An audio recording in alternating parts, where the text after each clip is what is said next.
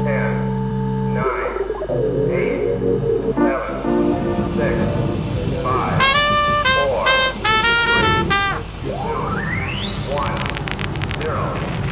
Yo, yo, yo, welcome back to episode 32 of Your Brain on God. It is part 3, our last part of our love series. Today, we're going to be talking about the psychology, or maybe more specifically, the neurobiology, yes, a big word, of love. We're going to be talking about what endorphins, what chemicals are released when we're in the experience of love, when we're falling in love, when we're connecting, even attaching to our parents. It's going to be great. Hopefully that you learn a lot, and yeah, we're excited that you're here with us. Enjoy the episode. We're going to start by acknowledging your hair. Okay.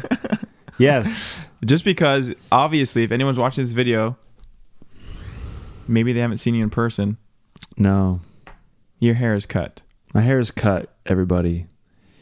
And I feel like a new man. I'm not going to lie to you. I didn't realize how much I was suffering. Sounds so extreme. Because it is. I didn't realize how much I was going through until I cut my hair. I don't have to use a brush anymore. Dang. I don't get dreadlocks anymore. Wow. I could put my head out the window without coming back looking like Don King.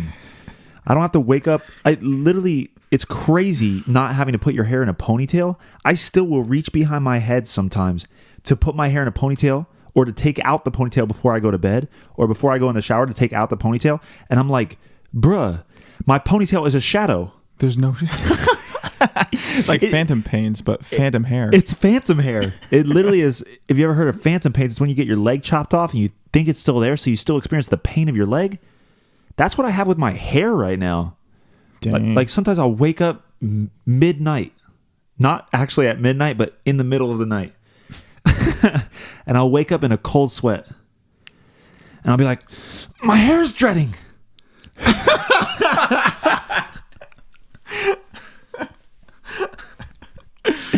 No, it hasn't happened. Dread not anymore. Dread not. Oh my gosh, that was good, Darryl. There you go. That was really good. Yeah. No. Anyway, my hair's gone. Everybody, if you're watching this video, you can subscribe to us on YouTube. Your Brain on God. All right, we are right in this thing right where you are. Subscribe to us on YouTube, and you can see my new hair. Yes, it's short. Yes. Did I give it to Locks of Love or any of those donation sites? No, I didn't.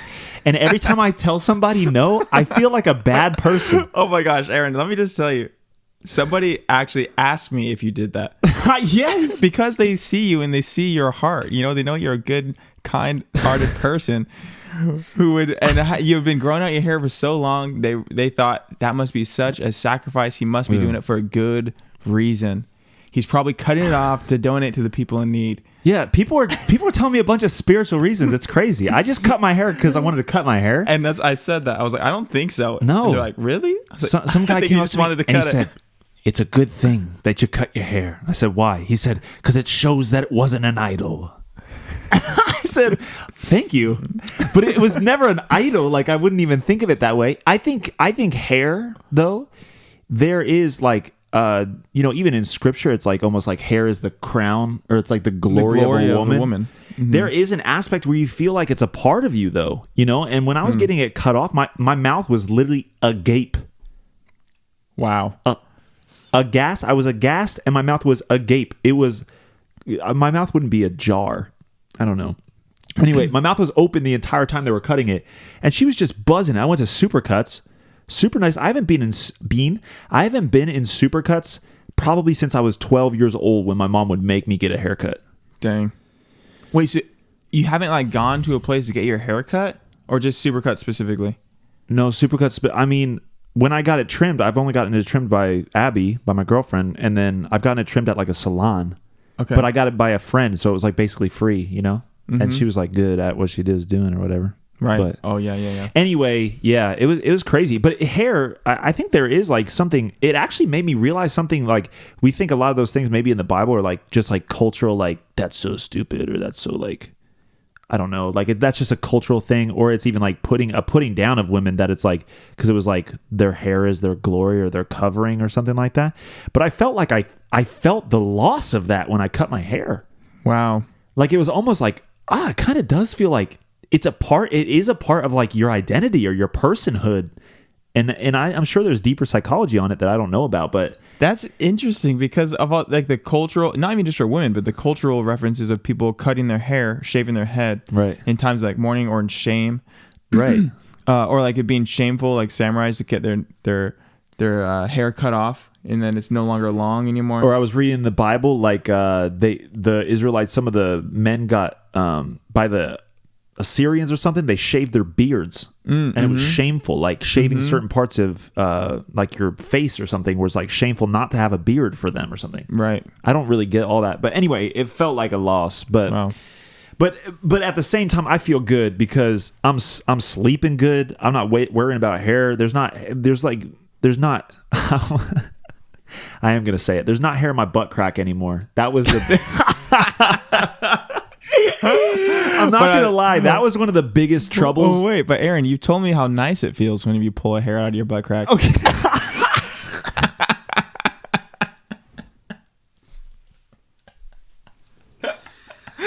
I remember because I couldn't relate.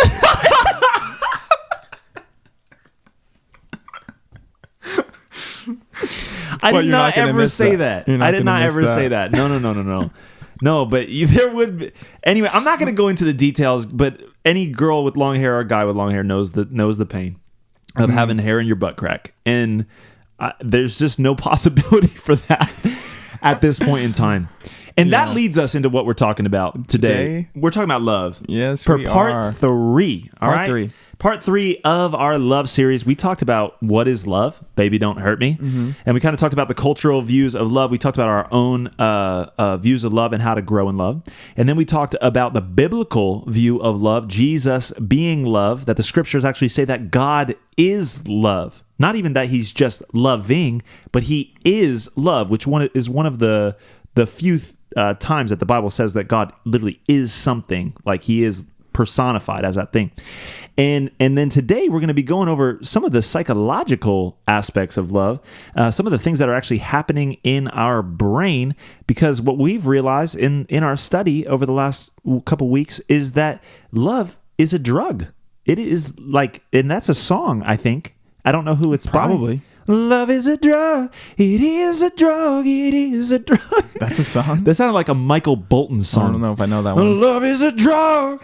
It is a drug. Love is a drug. I don't know that song. No, wait, no. Don't think I know that. I'm not saying the melody was Michael Bolton. I just sounded like my voice was. Anyway, okay. So we're talking about love being a drug because there are so many chemicals, endorphins going on in our brains when we're having the experience of love. So we're going to dive into more of the experience of romantic love, but it also ties in to our experience of familial love, brotherly love, and the other types of love as well. But Darryl, why don't you tell the good people about the addiction of love? Yeah. So love is very much like a drug, and it's in this sense, it's like maybe it's not the psychological as much as the neurological. It's like the like what's happening. Right. Yeah, the biology, the chemistry in our brain, and the different hormones and all that kind of stuff. But on an actual practical level, it's like a drug because of the experience that it creates within us.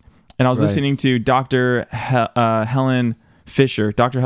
She's done tons of research. A biological anthropologist. Yes. And she did a ton of research on people who are in love and different experiences of love. And anyway, she said this. She said that love has all the characteristics of addiction. She said like the focusing on the person, like an obsessive thinking about them, craving for them, a distortion of reality. Like whenever you're addicted to something and you look at something and you kind of see things in a different way, so that way it's good for you, right? That you want that and you need that thing. It creates a willingness to take great risks to have that thing or that person. She said that these are other big things when it comes to addiction is tolerance, is that you need to see them more and more and more. Like if you're addicted to a substance or you're eating something or whatever, you need more and more and more of that because that the original level isn't enough anymore to satisfy your craving. Huh? In marriage? Like wanting to see Brittany more and more and more. Right. Yeah. Is she talking about like erotic love, or is she talking about like just She's love in talking general? about the experience of love in general. Right. Yeah, I know. I love being with Brittany, thinking about her. But does that fade over What do you time? mean? Because I feel like I hear the opposite. I think that it depends, because this is what is happening in your brain. That's a great question, Aaron. Yeah. But her research says that it doesn't need to change, because Right. people who have been married and say that they're in love 25 years later have the same exact neurological experience as people who just fell in love. So it's like this would be falling in love, but if you continue to fall in love and It's- make it a practice of continue to fall in love, you could feel all of these feelings of addiction. Yeah. It's like when we talk about falling in love, it's like an accident. Maybe it's like walking in love. I stumbled into We love. need to learn how to walk in love so we can stay in love. Anyway, so tolerance, right? That's a great question. A desire to see someone more and more and more, Right. and maybe that does taper off eventually, or somewhat. Withdrawals. So let's say you don't see them as much as you're used to seeing them. You start suffering for it. You have an internal feeling, like a desire, really like a want just to see that person again. Right. And this doesn't have to just be like a breakup, but it could be, especially within a breakup. You can start having withdrawals. But if you have a close friend who moves away and you don't get to see them anymore, and you have a level of attachment to them, you can have that same withdrawal experiences where you suffer because of a lack. Yeah. And then the last thing she mentioned was a relapse, that you can feel like you've gotten over somebody or you're fine, but then something happens and it triggers the same type of hormonal chemical experience, neurological experience in your brain to give you all those hormones again, to now you really want it again, and you're like craving again. That honestly makes so much sense of relationships. I Like know, if right? you put it in terms of addiction, it's like, my God. Yeah. We do all that stuff. You see people all the time, like they break up with somebody and then they immediately, or they're with somebody terrible even. Like drugs are terrible and then you want to go back to them, you know what I mean? Because they make you feel like this certain type of way. It's almost like codependency, you know? Yeah. Like yeah. people that are in codependent relationships, it's like that person is a drug for them and they can't get away. Like they Yeah. can't choose even healthy options for themselves because they keep relapsing into this relationship. Totally. That's crazy. Yeah, no, I think that it really is. It has that same type of impact. Yeah. It's just, love is a drug. Love is a drug. Love is a drug. And that happens from like, in unhealthy relationships, at least, you see people who can go from a dating relationship to a dating relationship to a dating relationship because of these things that are happening inside their brain that Right. they're probably not aware of, but they feel things because of what's happening. And the main thing, a main chemical, or is it a chemical, endorphin hormone? Hormone? Yeah, that's being released is dopamine, which is one of the dopamine and serotonin, other ones as well, oxytocin and norepinephrine and all that kind of stuff. But was it vasopressin as well? Yeah. But all these different endorphins are being released in this experience of love. But dopamine specifically is like it is the drug endorphin. You know, when you're, you know, when you take ecstasy, or when you're, you know, I don't know all the neurobiology of all the drugs, but I know when you take hard drugs, right, a large part of it is a lot of dopamine is being released in your system. It's like the feel good hormone, and that's the same thing that happens with falling in love, is that dopamine starts releasing inside of your body. And I was studying, it's like there's two different parts of the brain that are actually experiencing, and I think it's more parts, but specific parts in this one study. And I think it's the same lady, Helen Fisher, but it's called the caudate nucleus.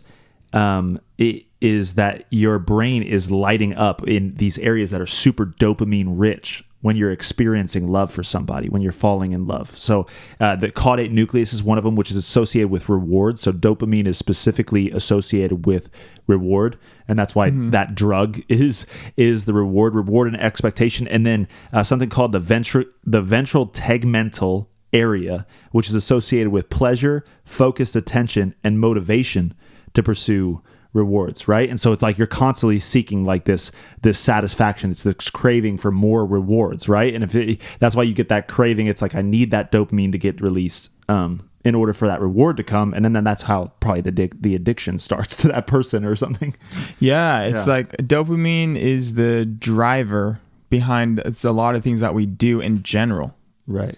Right? It's like we do something that releases dopamine, and then our brain associates that with a good thing because dopamine feels good. It feels like that's something we want.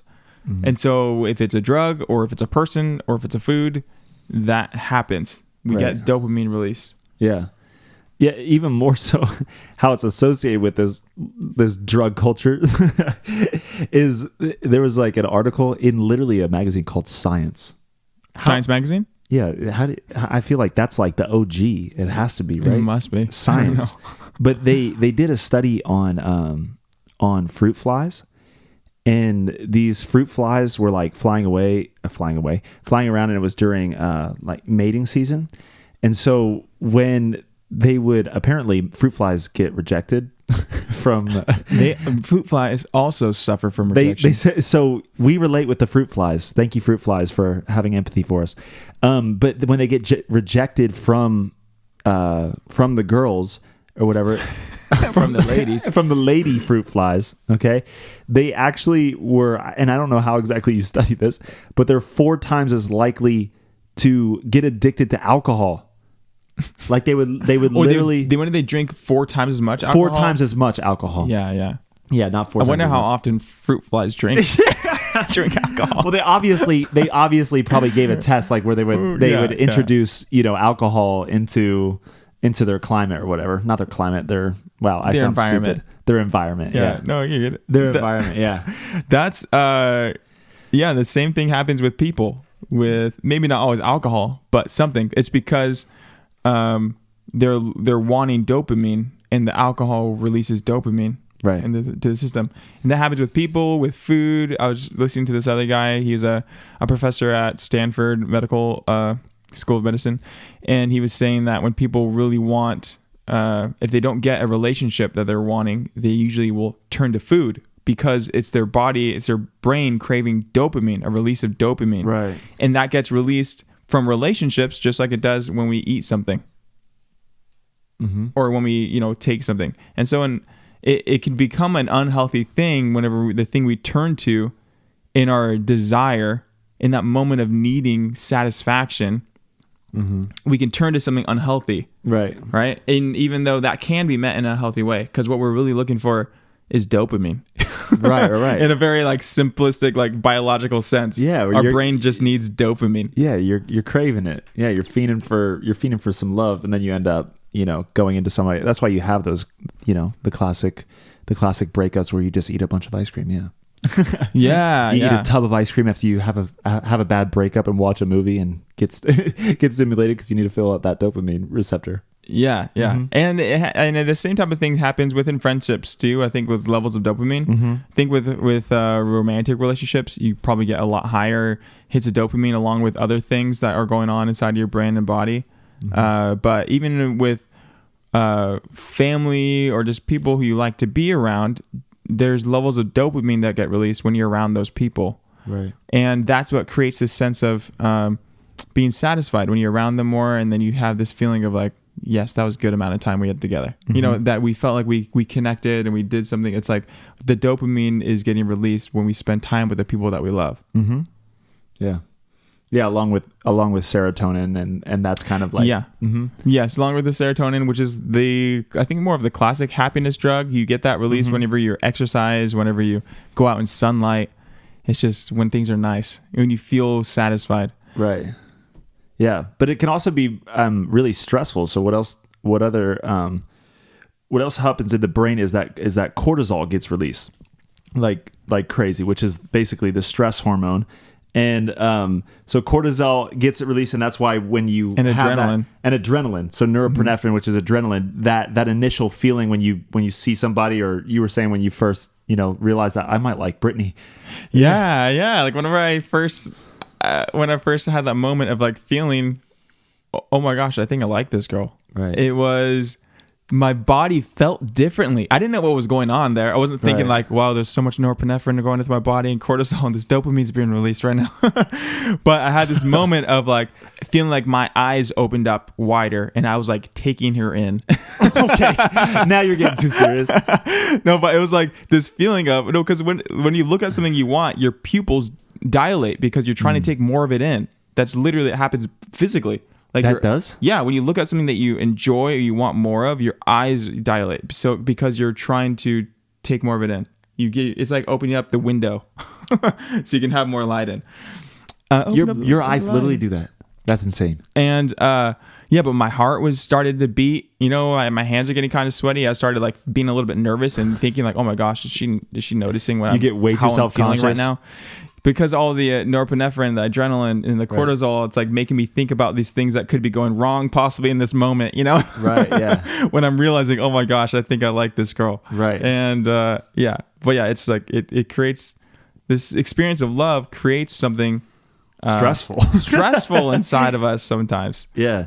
And then what happens when the cortisol raises is that the serotonin levels. So you can tell how love, when you're experiencing falling in love or you're experiencing this affection for somebody, your hormones are going everywhere, right? So you're experiencing this hit of dopamine, like this reward center drug, and then or endorphin, and then you're getting serotonin, which is this other feel good, right? But then you're also experiencing this stress, and then that stress decreases Your serotonin. The serotonin, and then that causes you to get like those early obsessive thoughts, like when you're first like in the infatuation stage, right? So your serotonin levels, which probably it affects actually how you think, right? Because cortisol raising in your bloodstream, you're going back to a very primal part of you, right? So you're not really thinking logically about things or logically about about the situation or about the relationship, and that's why you get those people in the infatuation. Not just people, pretty much everybody experiences that infatuation, that love, or you have those obsessive thoughts about somebody, right? And those are all chemicals in your brain, so you have these like leveling out, all of these different things happening inside you. Yeah, because your dopamine's going up, your serotonin is going down, so you're feeling less happy, but you want more of the person, right? And yeah, it can create complicated feelings, right? And that's actually what it said too, as far as the what happens in addiction is that almost reality starts to get distorted. Yeah. And you start looking for certain things, or there's other parts of your brain that come into play because your amygdala will kick in if you have all this cortisol going through and trying to avoid certain situations and avoid people. And so maybe you don't interact with somebody in a way that you would want to, or maybe you should go and talk to somebody, but you decide not to because your amygdala is telling you something bad's going to happen. Right.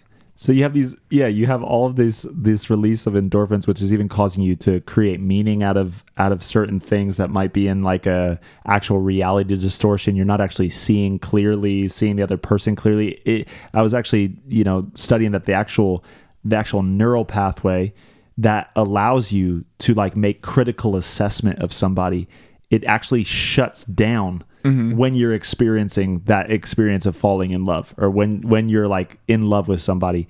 The actual ability to like make critical, judgments and all of that. So I guess the prefrontal cortex or whatever to actually judge things, it actually shuts down and allows for those other parts of the brain that are dopamine rich to overtake that. And they're primitive. They're actually primal parts of our brain. So the parts of the brain that I mentioned earlier, the caudate nucleus and the what's it called, the ventral tegmental area or whatever, those are primitive areas of our brain. People call it the reptile brain. The reptilian brain, right? Mm-hmm. Those are taking over some of those actual cognitive abilities to make those decisions, or to actually judge right and wrong, or what you actually like and what you don't, right? And we talked about the honeymoon phase, I think, in the last episode. Or was it the first episode? The first episode. The first episode, right? That there's actually something going on inside of you. Or we talked about the word that the Japanese use, I think. It's the Arabic. The Arabic. I don't remember what the word is, but yeah, it has related to the word vine and right. But that actually happens in your brain as well, where you're not making, critical assessments of somebody. You're just in this infatuation stage because you're not even thinking through this cognitive ability. You're on the dopamine fix. You're on the high. Yeah, that part of the brain, that the hypothalamus, is the part of the brain that releases and controls our hormone levels. And that part of the brain, whenever it becomes active, it's not something that we are choosing to do, right? It's not like our choice to have dopamine released when we're around somebody and then not released when we're around somebody else, you know? It's like that's autonomic. It just happens automatically. And because of that, it bypasses the prefrontal cortex, right? And that's whenever we have a lot of that, when those hormones start driving us, because it's so primitive to us and so automatic, we don't have control over it. The prefrontal cortex, or the part of our brain that's responsible for decision making, gets bypassed, which is why people do stupid stuff for love. Right. Yeah, you ain't thinking clearly at all. Right, you're not thinking clearly. You're not really calculating risks as much, though you are. I mean, that's part of the process, but you're willing to take greater risks because of all the hormones that are inside of you. Right. That's creating that desire. Right. Something else that I learned about the dopamine levels is that whenever someone is craving something, so this person was relating it to food. If you're craving a bunch of food and you end up not getting food, eventually you will stop feeling hunger. And the same things happen for relationships. That if we start being in having distance from a relationship, and we really, really want the relationship, the dopamine inside of, like the need for dopamine is what that feeling is our brain trying to get dopamine. And we can turn to food instead. We can turn to something else. But if we don't satiate that desire, eventually we'll stop desiring that thing. Right. Which I guess could be a hopeful thing for some people. If you are feeling pain from not having someone around, or you break up, or a friend or something, or it could be like a warning. Like if you're trying to create distance to prove something to somebody, eventually that might just work against you. Right. Because you're not, because of biologically what's happening inside of our bodies, neurologically, eventually that person's going to stop craving because that's just what happens. Right. But can you really shut that off? I don't think you shut it off. I mean, if you fast, think about when you fast for a day, you might be really hungry in the beginning. If you fast for multiple days, you're kind of hungry in the first day, you feel hunger a lot. Eventually you kind of just don't feel very hungry. And you're fine going without food. Right. And you start introducing food slowly again. And you start getting, after a while, and then you start unhealthy. Yeah, and it can be unhealthy. Right. And you still have levels of hunger, but it's like not the craving that you had before. Right. And when you start eating again, obviously that you get that desire back. Yeah, your actual capacity to even take in food, your stomach gets smaller. I guess that's, people without experiencing those feelings of love or whatever, they get smaller and the cravings get smaller. But I wonder if it's like a drug if you go a long time without a drug and then do it, it's almost like doing it for the first time again. Like relapsing. Yeah, but you're relapsing, but also because your body's starting to come back to normal and it's not used to it anymore, when you go back to that drug, it's like, it's more intense. Heightened. It's heightened. Yeah. So I wonder if that's the same thing when you go without love for a while. And then you experience, you have a relationship with a person and you haven't had that in a while. If people that have been out of a relationship for a long time experience a even more heightened level of dopamine whenever they get it again. Right. Yeah. I wonder, whenever I left to college. Do we become used to love? It's like, whatever, I've experienced that before. I've got this. Yeah. Oh, this is nothing. I don't get as high as I used to, man. Do not get as high on love as I used to. Whenever I left to college throughout high school, I feel like I was always thinking about relationships, but maybe that's just every high schooler guy. I don't know. Maybe not. But anyways, about relationships? I felt like I was looking for the one so much that I don't know why, but it's like I was homeschooled. It's probably because I was homeschooled, actually. Yeah, think about it. Because all I thought about was skating. When I was later in high school and maybe even after graduate high school, I feel like I was looking for opportunities to find the one. It's like, oh, could it be her? Could it be her? Could she be the one? But eventually when I decided, I'm just going to stop looking for a relationship. And in the beginning, it was hard to not think about somebody that way, or at least have that question cross my mind. And then it eventually became a lot easier. And then when I dated again, I went all out. I was like, I'm going to feel all of this. I'm going to let myself feel everything. It's going to feel great and it's going to suck at the same time. Wait, so you went a while with it and then you didn't need it, but when you did have it, Yeah, when I dated again, I decided to allow myself to feel everything. I think the interesting thing about relationships too, and this comes back to also reality being distorted, is when you're in it, it's very hard to think clearly about it. After a breakup, you can look back on a relationship and you could be like, oh my gosh, and sometimes that's through like a jaded lens or a hurt lens, broken lens, whatever. But a lot of times you can look back and you could see like, oh my God, that was so unhealthy. Or, you know what I mean? Or we really didn't have this right in our relationship, or this really wasn't good. Why did I think that was okay? Right. It's almost like being outside of the relationship can make you see clearer, which I think, and I don't have an experience with hard drugs, so like I don't know the experience of being out. I wonder as well if an addict coming out looks back on their drug years. I think they would. I mean, I even look back on my high school days and be like, what was I doing? What was I thinking? Right. But you could see so clearly what you're doing. But when you're in the middle of addiction, you can't see. Like, you can see it, but you can't see it. You know what I'm saying? Like when you're in the middle of an unhealthy relationship, it's unhealthy, but you can't think straight. Right. Yeah, it's because of that the hypothalamus that's releasing the dopamine that's saying you need more of this person is bypassing your prefrontal cortex, which is saying this is a bad idea. Which is actually logical. But then there's also fears involved. Right. So fears and anxieties, and then that's releasing cortisol as well, which is super primitive because that's like fight or flight. Right. So you can be in a relationship, even in like and I say civil relationship by like living in the same space or something like that, a civil relationship with somebody, but be so anxious or be like in fight or flight around them to where you can't even see the relationship correctly. You know what I mean? That's how, I guess that's how you can get into an unhealthy relationship like that. Yeah, no, that's true. Do you have anything else you want to say about dopamine specifically? No. I think it's dope. It's dope. Nah, I was thinking about that the other day. I told Brittany I wasn't going to say this on the podcast because she told me not to. Is it a dad I was thinking about dopamine. I was like, and then I thought about the word dope. I was like, that's where the word dope comes from. Dopamine. Because it's so good. Because you want dopamine. That thing's dope.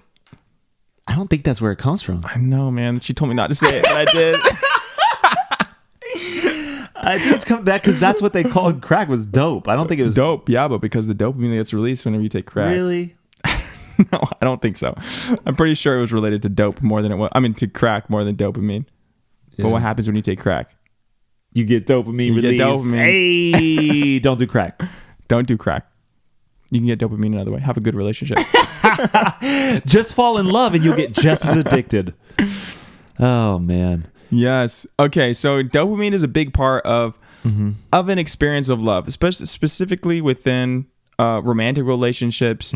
It's the thing that creates a craving, or it's the lack of dopamine creates a craving for the person, because then you be around that person, you get dopamine released, and it feels good. Right.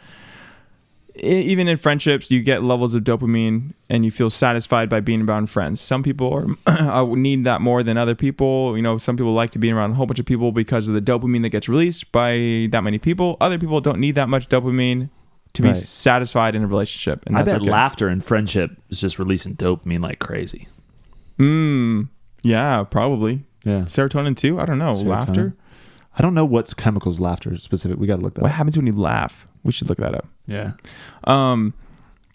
But there is another prominent hormone that's related to experiences of love and specifically connection. And this is not just about romantic connection, though it is a big part of it as well. It's very prominent with a child and a mother, or child and a caretaker, and family members and close friends and people that you are close and committed to. And this is the hug drug, the hug hormone, oxytocin. Oxytocin. Give it up for oxytocin. I feel like I just did an introduction for oxytocin. That really was. The hug I felt drug. like I needed to clap. I don't know why. The hug drug. The hug hormone. Oh my God. Oxytocin. Oxytocin. So oxytocin is another thing that gets people committed and addicted to things, but oxytocin is specifically talked about usually in a sense of relationships is that bonding hormone. It's a bonding hormone. It's something that makes you feel connected, committed, and willing to put up with somebody. Right. So I think Dr. Helen Fisher said that it's a level of tolerance. Oxytocin is what allows you to tolerate somebody. Because in the dopamine phase, right? Let's talk about romantic relationship real quick. You're just wanting the dopamine because it feels good, and it's bypassing all of your logical thoughts, and you're just wanting more of that person because for whatever reason, your brain is associating good feelings with that person. Mm-hmm. So you want more and more and more and more of that person. Eventually, as your tolerance level goes up, and that person is not giving you as much dopamine as you feel like you need, you might start recognizing things that you don't like about them. Right. Things that maybe irritate you a little bit, things that are different to how you would do it, thoughts that are not the kind of thoughts that you would have or you thought they would have or whatever. Mm-hmm. Oxytocin is a thing that allows you to tolerate those differences. Oxytocin is the thing that allows you to stay committed and the thing that makes you feel bonded and connected regardless of the differences, regardless of the tension that might happen sometimes. Mm-hmm. It's oxytocin that creates that the bond and the level of commitment. Mm. And in our relationships, I think that something that I loved about like the idea of the honeymoon phase within the other Arabic word is the association with like vines and growth. And it's like creating the honeymoon phase creates space for love to take place.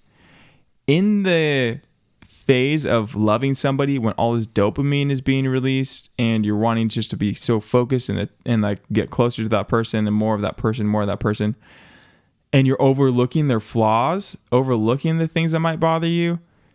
If oxytocin is being released during that phase too, and oxytocin is being like established, then your willingness to put up with those things when you start noticing them is increased. If it's there from the start? Well, just during that time when you're not thinking about the negative things, if you're developing oxytocin, if your levels of oxytocin are increased based on that person, then you're willing to put up with more.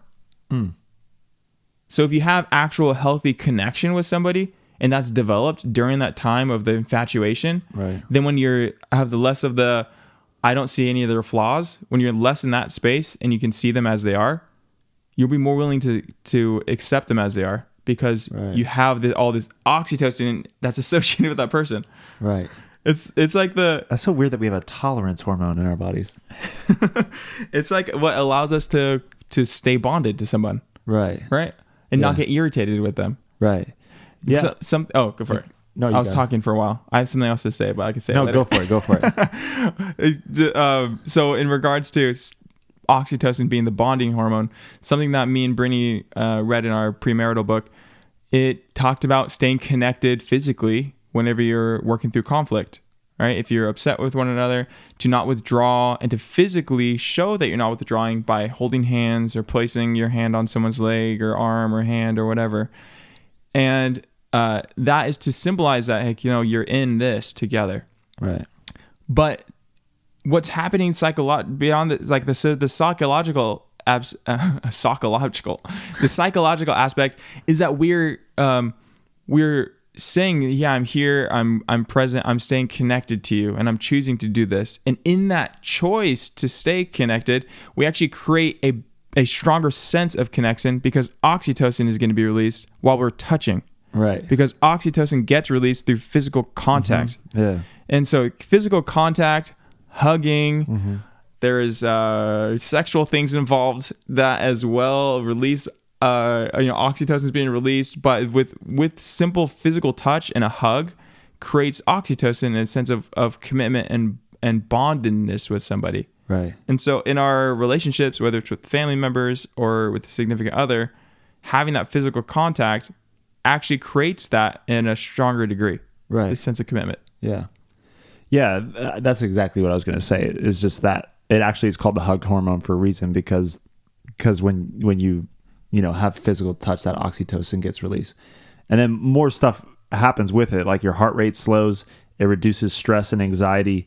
And then the brain actually has space to actually release endorphins for like more pleasure and happiness in that. So you can actually experience more pleasure and happiness in that oxytocin because stress is released, all of those different kind of stuff through physical touch. I was even reading recently about like the crazy benefits of like skin to skin contact. Mothers and their babies, like how important it is for a mother to have their baby like skin to skin. Like that's like something so important because there's this bond that's created. I mean, when they have the baby, this insane amount of oxytocin is created when they actually during birth. But actually, skin to skin contact is super important for the mother and the baby to have, as well as with the father too. The father, if they have skin to skin contact, that is super crucial for like bonding, especially in the early stages of like infancy. Right. Yeah. Mm-hmm. And even from an infant, we start developing sense of connection with people. And like this is completely separate from romantic love, right? Our sense of love and connection starts when we're an infant, and our sense of being loved and connected to somebody starts before we have any kind of language to frame how we're feeling or, to process things. It's our brain is just absorbing this moment that's happening with our caregiver, our primary caregiver, or, this sense of connection and bondedness happens from an infant. It's like we are so wired to be connected to people. It's insane. Yeah. And it's not even beyond the decisions that we make. The need for relationships are there, right? It's like the need for food is there. Mm-hmm. The same neurological process that happens that causes us want to eat is the same thing that happens when we need relationships. Right. It's literally the same neurological process. Like whenever really necessary. Yeah, it's just as relationships are just as necessary as food. Right. to our body to the point where you can actually crave them. Yeah. Yeah. Yeah, you're right, and that made so much sense when we talked about Eros in the beginning, the first part of this podcast, or the first episode of the podcast series. Yeah, but Eros is like it creates a craving, like you want to eat them. Yeah, and it's literally because it's coming from the same place. Right, the desire for them is coming from the same place that we desire food. Right. Yeah, it's a spiritual interpretation. I love it because oftentimes those things tie in so directly as the neurobiological or the psychological with the actual spiritual. Like there's actually something going on in your brain that allows you to experience even those spiritual aspects of eros love or agape love or phileo love, storge love, all of those different types of love. There's things actually going on in our brains that are God-given, I think, God-given or endorphins to allow us to even experience pleasure. Like our brain is working for us, Sometimes it feels like it's working against us, because it's trying to protect and it's sending cortisol and we're getting afraid. And how many of us would wish that we weren't afraid when we ever first, for me, asked a girl out or something like that? It's like you're terrified and then they say no and you're like, it's actually a terrifying thing. But even that, it creates bravery and courage, at the end of the day. But our brain is really like, there's so many beautiful things even in our neurobiology that allow us to experience life in this beautiful fashion, and all of the even weird idiosyncrasies and weird things that every relationship has, like that initial phase or the honeymoon phase or the nervousness, the butterflies in your stomach. Those are all things that are actually happening inside our bodies. Yeah. Yeah. And they're things that we can understand them. Right. We don't choose to feel them. They just happen. And I think that whenever understanding the process, I mean, this whole series on love, when we talked about it, we were talking about how we want to just learn how to love better and to be loved better, right? How to love better and receive love better. And I think that understanding these simplified, complicated processes of what's happening inside of us when we have a feeling of love, or maybe when we're not having a feeling of love towards somebody. There are biological things happening inside of our body, neurological things happening inside of our body.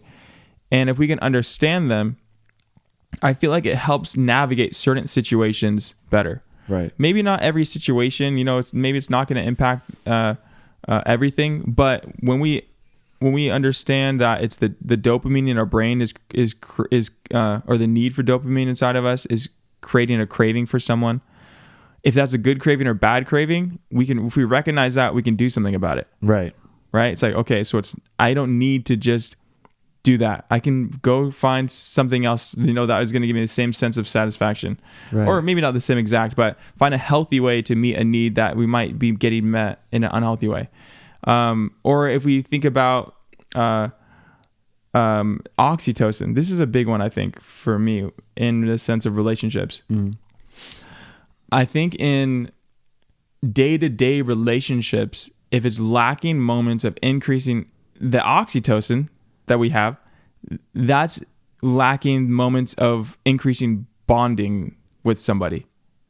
So when I think about a relationship with Brittany, if I were to go day after day after day of barely touching her, right, then that's going to create a lack of sense of connection and oneness with her. Right. But if I am aware of that can actually create this feeling of distance, I can do the physical touching just to make sure that I want to stay as just as in love with her as I am when I fell in love with her, right? Right. The studies that Dr. Helen Fisher did, she said that there were people who claimed to be in love still after 25 years and be infatuated with the person. And guess what? Their brain was doing the exact same thing as the people who were in love when they first fell in love. It's actually possible. That's actually crazy. Right. It's possible. And knowing that it's possible and realizing it's possible, and it reflects in our I don't know if biology is the right word, but in our neurology, when it reflects inside of us, it shows that there's something that we can do, right? Because if we think I'm just falling out of love because that's just what happens.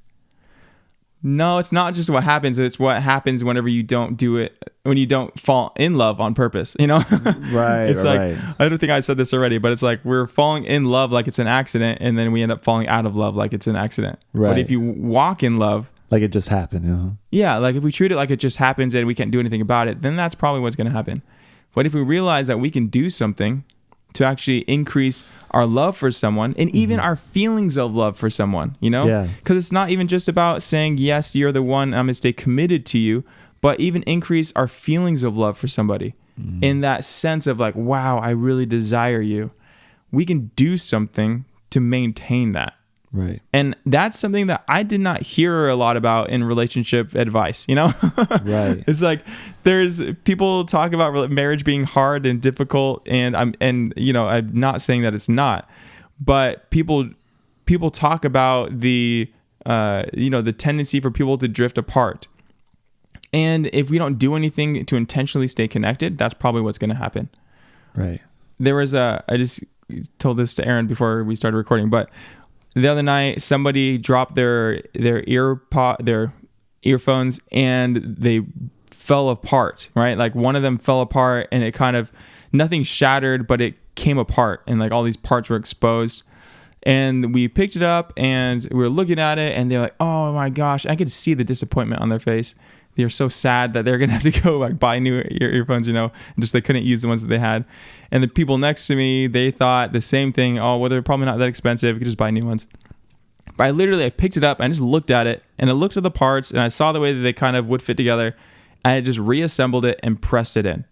It literally just clicked. And it clicked and it was fine. And I feel like sometimes relationships are like that. Like something happens. Maybe it was an accident and it falls apart. And then we think there's nothing we can do to resolve it. And obviously there's situations where the headphones would have been shattered, and that could be a different situation. But in some circumstances, whenever a bad situation happens in a relationship, it's not always irreparable. Right. And I think understanding what's happening inside of us can help us have some level of insight into, well, what can I do to repair this? What can I do to try to love this person better? What can I do to try to fix this relationship? How can I restore this? How can I create this sense of love and connection again that maybe I don't have right now? Right. There are practical things we can do, and it's not just up to whatever happens. Mm-hmm. Yeah, I think another thing that it helps me with is not feeling crazy.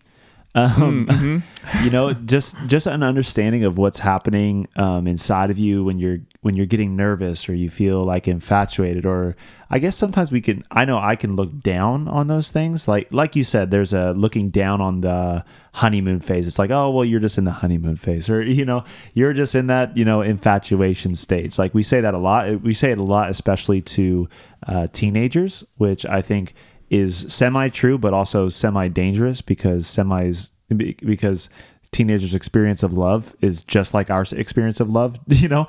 And so what they're actually feeling is very real, but we downplay it a lot. But I think with understanding kind of those chemicals, what's happening, I keep saying chemicals, but endorphins, they are chemicals, but yeah, you know, what's happening in our brain, it makes me feel like less crazy, you know, like I know what's happening. It's like, oh my gosh, I'm experiencing all this stuff going on me, or I'm experiencing anxiety about this, or I'm experiencing, you know, those types of feelings. It's like, I know that those things are more natural, you know? Right. And I guess in some sense, I would even think that, you know, there are people with maybe chemical imbalances. And so there's ways to even help people feel those things or regulate those things, even in relationships that are in like really tough ways. Like I would imagine, obviously, you know, antidepressants and, you know, anxiety medication, you know, that stuff regulates kind of your hormones and your production of those different types of things. So I would imagine even in relationships,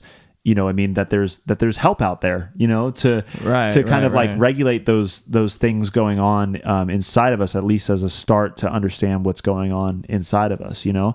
And then so it helps me understand myself and understand my mind more, which allows me to make better decisions, you know, about what's going on. So if it's like, especially I think relationships allow sometimes for me lead me to make rash decisions.